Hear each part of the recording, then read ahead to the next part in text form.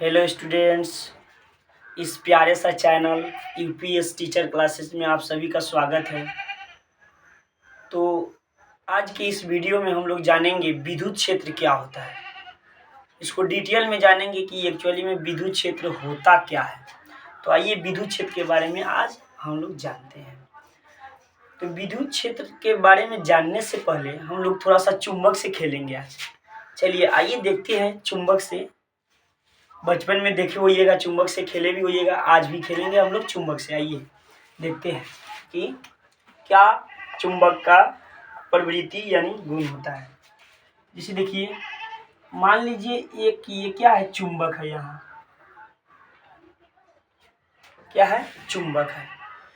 तो एक ये चुंबक रखा हुआ है और क्या करते हैं हम लोग कि दूसरे चुंबक को लाते हैं और दूसरे, मान लीजिए दूसरा चुंबक यहाँ पे रखा है, एक चुंबक यहाँ पे रखा है और एक चुंबक समझ जाइए कि बहुत दूर पे रखा है, यानी दूसरे के घर पे रखा है। तो इस चुंबक और उस चुंबक में बल लगेगा नहीं, इस चुंबक और उस चुंबक में बल नहीं लगेगा। क्यों नहीं लगेगा बल?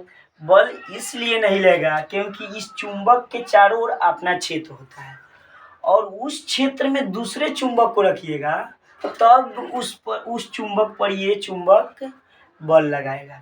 जैसे एक चुंबक यहाँ है, एक चुंबक दूसरे के घर पे है, तो उसके बीच बल नहीं लगेगा क्योंकि क्या है, बहुत ज़्यादा दूरी है। ज़्यादा दूरी होने के कारण क्या लगेगा, बल नहीं लगेगा।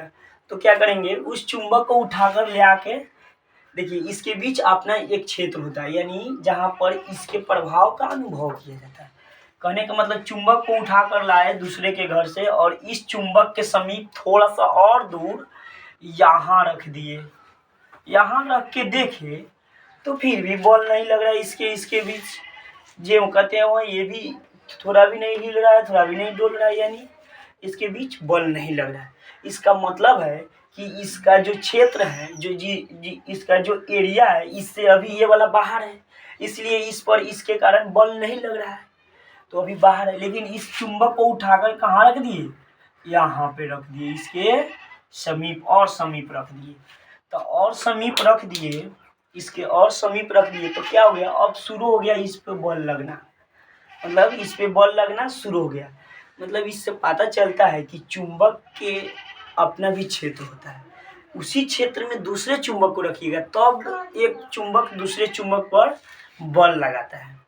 तो क्या है, चुंबक के चारों ओर अपना क्षेत्र होता है। जैसे चुंबक को यहाँ रखे थे तो बल नहीं लग रहा था, उसी चुंबक को उठा के थोड़ा सा समीप रखे इस चुंबक को, तो बल लगना स्टार्ट हो गया। यानी इससे साबित होता है कि इसका एक अपना क्षेत्र होता है, अपना एरिया होता है। उस एरिया में दूसरे चुंबक को रखेंगे तब उस पे बल लगेगा। इसका एक अपना एरिया होता है, इस एरिया में दूसरे चुंबक को रखिएगा तब बल लगेगा। इस एरिया से बाहर रखिएगा दूसरे चुंबक को तो इस चुंबक के कारण उस चुंबक पर बल नहीं लगेगा।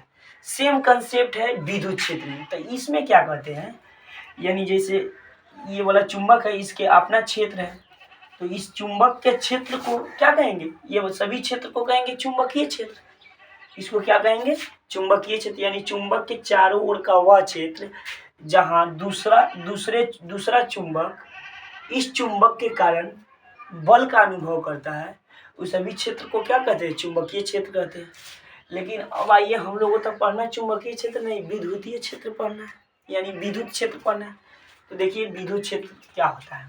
तो इसमें तो चुंबक का खेल था, यानी चुंबक के चारों ओर का वह क्षेत्र जहाँ उसके प्रभावों का अनुभव किया जाता है, उसे कहते हैं चुंबकीय क्षेत्र। अब देखिए विद्युत क्षेत्र में आवेश यानी क्यू आवेश को यहाँ पे रख दिए, क्यू आवेश को क्या किए, यहाँ पे रख दिए। और क्यू आवेश को रख दिए तो क्या होता है, इसके चारों ओर भी विद्युत क्षेत्र उत्पन्न होता है। यानी इसके चारों ओर भी इसका अपना क्षेत्र है, जहाँ पे दूसरे आवेश को लाकर रखेंगे तो दोनों आवेश के बीच बल लगेगा। क्योंकि हम लोग जानते हैं दो आवेशों के बीच आकर्षण या विकर्षण बल लगता है।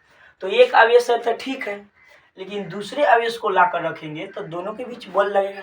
लेकिन कब बल लगेगा, जो ये आवेश रखा हुआ है ना, इसके रेंज में रखेंगे तब बल लगेगा, यानी इसके क्षेत्र में रखेंगे तब बल लगेगा। जैसे मान लीजिए एक आवेश यहाँ रख दिए और एक आवेश यहाँ रख दिए, तो दोनों पे देखने को मिलेगा कि कोई भी बल नहीं लग रहा है, नहीं प्रतिकर्षण बल लग रहा है, नहीं आकर्षण बल लग रहा है। इसी आवेश को उठाकर यहाँ पे रख देंगे तो क्या इसके बीच बल लगना शुरू हो जाएगा। क्या हो जाएगा? इसके बीच बल लगना शुरू हो जाएगा। तो इस आवेश के चारों ओर इसका अपना क्षेत्र होगा। जहाँ पे दूसरे आवेश को रखेंगे तो दोनों के बीच बल लगना स्टार्ट हो जाएगा। तो जहाँ पे रखेंगे और दोनों के बीच बल लगना स्टार्ट हो जाएगा, उस सभी क्षेत्र को बोलेंगे हम लोग क्या? विद्युत क्षेत्र। इसमें चुंबक के चारों ओर के क्षेत्र को चुंबकीय क्षेत्र बोल रहे थे।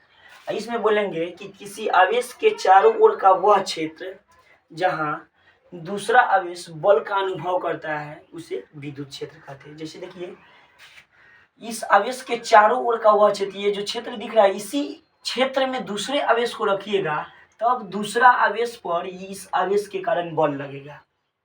यानी जो भी बल लगे, प्रतिकर्षण बल लगे, आकर्षण बल लगे, लेकिन बल कब लगेगा? इसके क्षेत्र में रखिएगा तब, इसके रेंज में रखिएगा तब। तो होता है विद्युत क्षेत्र।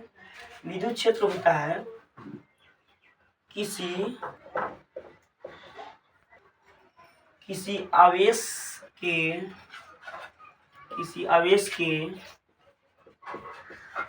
चारों ओर का वह क्षेत्र, किसी आवेश के चारों ओर का वह क्षेत्र जिसमें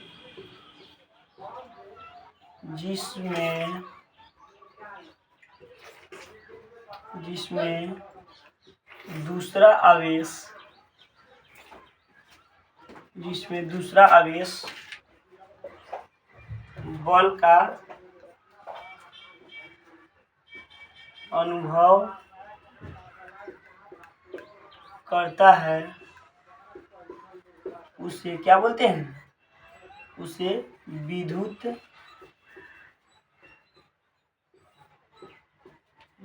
क्षेत्र कहते हैं। उसे विद्युत क्षेत्र कहते हैं। चलिए, तो विद्युत क्षेत्र के बारे में हम लोग जान गए। अब जानेंगे विद्युत क्षेत्र की तीव्रता के बारे में कि विद्युत क्षेत्र की तीव्रता होता क्या है। तो देखिए, विद्युत क्षेत्र की तीव्रता समझ गए तो ये भी समझने में बहुत ही आसान है। देखिएगा ध्यान से। मान लीजिए एक आवेश है, एक क्या है? क्यू आवेश है। क्या है? क्यू आवेश है। तो क्यू आवेश है तो इस आवेश के चारों ओर क्या होगा? इस आवेश के चारों ओर विद्युत क्षेत्र उत्पन्न होगा। यानी इस आवेश के चारों ओर क्या होगा? विद्युत क्षेत्र होगा।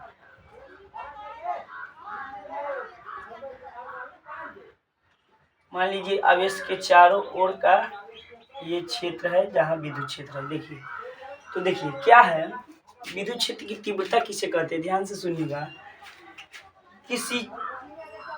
कहेंगे विद्युत क्षेत्र में, क्या कहेंगे? विद्युत क्षेत्र में किसी बिंदु पर, यानी विद्युत क्षेत्र में किसी भी बिंदु पर, ये आवेश है, इसके चारों ओर जो भी क्षेत्र है इसी को ना विद्युत क्षेत्र बोलेंगे। और विद्युत क्षेत्र के किसी भी बिंदु पर, यहाँ भी, यहाँ, किसी भी बिंदु पर एक कूलम आवेश को रखने पर, कह रहा है किसी भी बिंदु पर, विद्युत क्षेत्र में किसी भी बिंदु पर, यहाँ वहाँ यहाँ किसी भी बिंदु पर एक कूलम आवेश को रखने पर, उस बिंदु पर, यानी जहाँ भी रखिएगा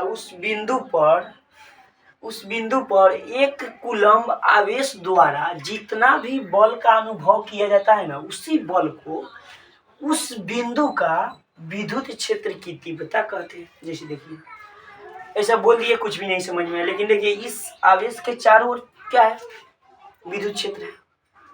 तो कह रहा है कि विद्युत क्षेत्र में किसी भी बिंदु पर, मान लीजिए एक बिंदु P है, इस बिंदु पर हम एक कूलम आवेश को रखें। क्या रखें? एक कूलम आवेश को। तो ये भी क्यू आवेश है, ये भी एक कूलम आवेश है। तो इस जिसके कारण विद्युत क्षेत्र उत्पन्न होता है उसको बोलते हैं स्रोत आवेश। क्या बोलते हैं? स्रोत आवेश बोलते हैं। क्या बोलते हैं? स्रोत आवेश।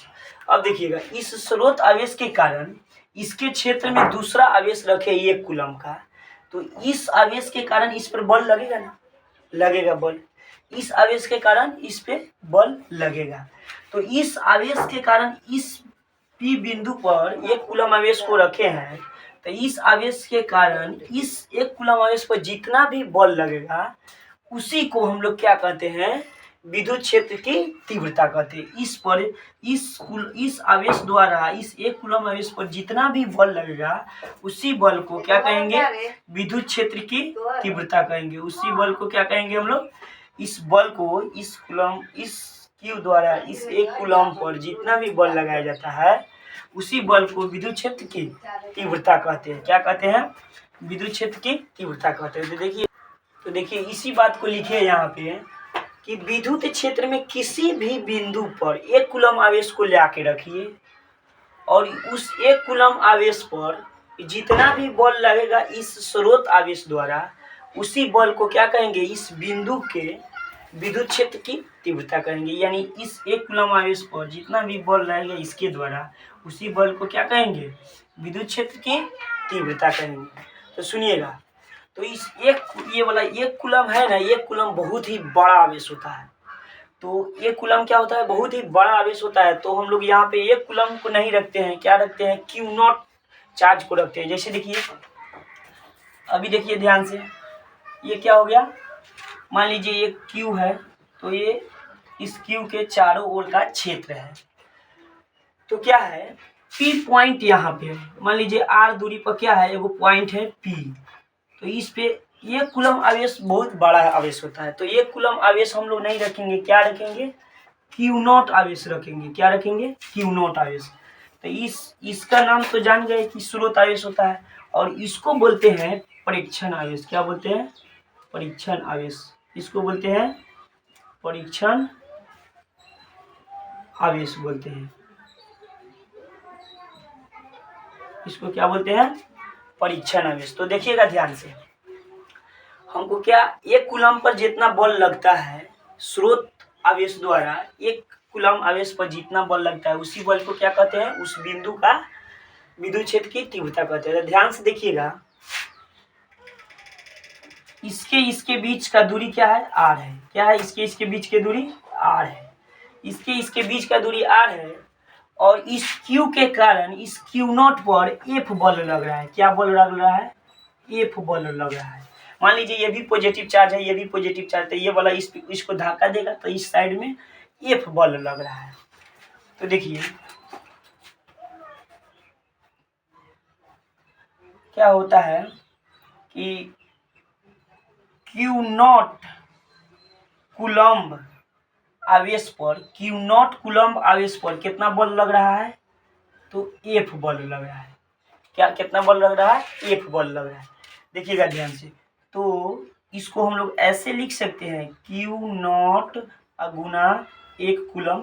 फिर से गुना करेंगे तो Q0 में 1 से तो Q0 कूलम के कूलम हो जाएगा। तो इसको ऐसे लिख सकते हैं हम लोग कि Q0 गुना इतना बराबर F बल लग रहा है। देखिएगा, तो 1 कूलम पर जितना बल लगता है वो ना विद्युत क्षेत्र की तीव्रता है। तो हम 1 कूलम पर कितना बल लग रहा है वो निकाल रहे हैं। तो देखिए इधर गुना में उधर जाएगा तो भागा में हो जाएगा। तो 1 कूलम आवेश पर कितना बल लगता है? F अब बटा क्या? Q0। इसी को ना बोलते हैं F बटा Q0 को ना बोलते हैं विद्युत क्षेत्र की तीव्रता, यानी E होता है। विद्युत क्षेत्र की तीव्रता को कैसे से डिनोट करते हैं? E से। पॉइंट P पर है। कहाँ है? पॉइंट P पर विद्युत क्षेत्र की तीव्रता क्या होता है? F अपॉन Q0 होता है। क्या होता है? F अपॉन Q0 होता है। तो देखिए विद्युत क्षेत्र की तीव्रता पॉइंट कहाँ? P पे, यानी Q0 कूलम आवेश पर F बल लग रहा है। Q0 कूलम आवेश पर कितना बल लग रहा है? F बल लग रहा है। तो उसी को गुना करके लिखिए, F बल लग रहा है। तो अब हमको निकालना है 1 कूलम पर ना देखना है कि कितना बल लग रहा है। तो 1 कूलम पर कितना बल लग रहा है? F बटा Q0 बल लग रहा है। तो इसी 1 कूलम पर जितना बल लगता है उसी को हम लोग क्या बोलते हैं? विद्युत क्षेत्र की तीव्रता बोलते हैं उस बिंदु का। तो P बिंदु के विद्युत क्षेत्र की तीव्रता क्या होता है, F/Q0 हो गया। क्या हो गया, F/Q0 हो गया। चलिए तो अब जानते हैं विद्युत क्षेत्र की तीव्रता तो जान गए। अब जानेंगे कि बिंदु आवेश के कारण विद्युत क्षेत्र की तीव्रता कितना होता है। तो चलिए इस बात को जानते हैं हम लोग। मान लीजिए ये आवेश है, इस आवेश के चारों ओर का ये क्षेत्र है और Q0 आवेश को r दूरी पर रखे हैं, पॉइंट P पर। कहाँ रखे हैं, पॉइंट P पर। Q0 आवेश को कितना दूरी पर रखे हैं, r दूरी पर रखे हैं। कितना दूरी पर, r दूरी पर। तो देखिए इसके बीच कूलम्ब बल लगेगा, बतलाए थे। कूलम्ब बल पढ़ा दिए, बतला दिए। कूलम्ब बल यानी F बराबर क्या लगेगा, K Q1 यानी K Q और क्या Q0, K Q0 अपॉन दूरी के स्क्वायर होता है यानी r स्क्वायर। मान लीजिए इसको इक्वेशन 1, क्या मान लीजिए इक्वेशन 1। और P पॉइंट पर विद्युत क्षेत्र की तीव्रता क्या होता है, EP बराबर, P पॉइंट पर विद्युत क्षेत्र की तीव्रता EP बराबर क्या, कितना इस Q0 आवेश पे बल लग रहा है। यानी अभी तो निकाल के बतलाए हैं कि EP बराबर F/Q0।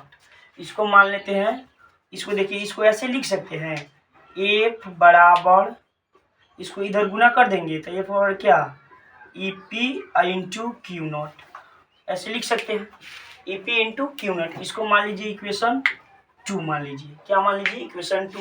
अब लिखेंगे फ्रॉम इक्वेशन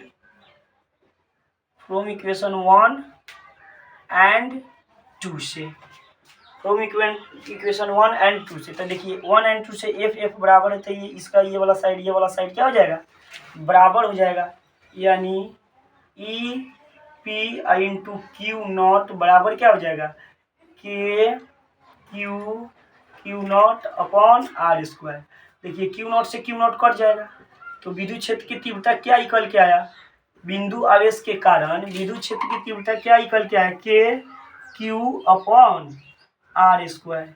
क्या निकल के आया, K Q upon r square. Point P पर विद्युत क्षेत्र की तीव्रता बिंदु आवेश के कारण क्या निकल के आया, K Q upon r square. चलिए तो इस फॉर्मूला में कौन क्या है इसको जान लेते हैं। EP क्या है, EP यानी विद्युत क्षेत्र की तीव्रता है पॉइंट P पर। तो देखिए स्रोत आवेश Q के विद्युत क्षेत्र में, यानी जिस आवेश के कारण विद्युत क्षेत्र बनता है उसे क्या बोलते हैं, स्रोत आवेश। यानी स्रोत आवेश Q के विद्युत क्षेत्र में बिंदु P पर विद्युत क्षेत्र की तीव्रता है EP बराबर, और K तो जानते हैं कांस्टेंट है, और ये वाला जो Q है ये स्रोत आवेश है, जिसके कारण विद्युत क्षेत्र उत्पन्न हुआ है ना, वो वाला आवेश ये है स्रोत आवेश। और R क्या है, R है आवेश Q, जो स्रोत आवेश है Q से बिंदु P की दूरी है। क्या है, बिंदु P की दूरी है। तो अब चलिए पूरे वीडियो में बने रहने के लिए आप सभी को दिल से थैंक यू। अगर अच्छा लगा हो तो लाइक, सब्सक्राइब एंड शेयर ज़रूर कीजिएगा। चलिए थैंक यू।